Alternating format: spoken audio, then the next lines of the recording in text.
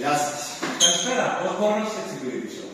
Λοιπόν, ξέρω πως δεν ευθύνεσαι εσύ, αλλά είναι πολύ χρονοβόρο για μένα να περιμένω τόση γραμμή για να πληρώσω ένα λογαριασμό.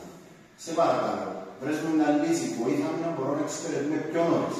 Φυσικά, υπάρχει μια εφαρμογή που θα σας λύσει τα χέρια. Μπορείτε να επισκεφτείτε εδώ δίπλα τους συναδέλφους να σας επεξηγήσουν καλύτερα.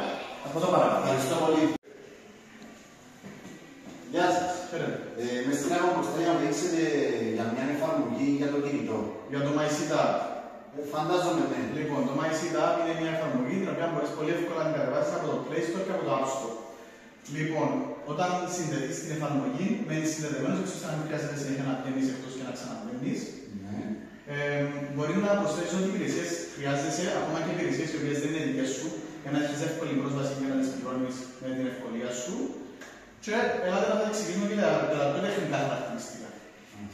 Ξεκινώντας την περιήγηση από το πεδίο λογαριασμός, μπορούμε να δούμε όλο το ιστορικό του λογαριασμού μας.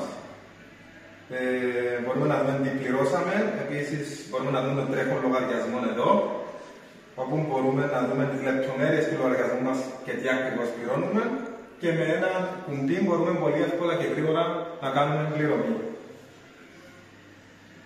Επίσης, για κάθε ευρώ που πληρώνουμε, να σημειώσουμε ότι παίρνουμε έναν αστέρι. Τι είναι τα αστέρια?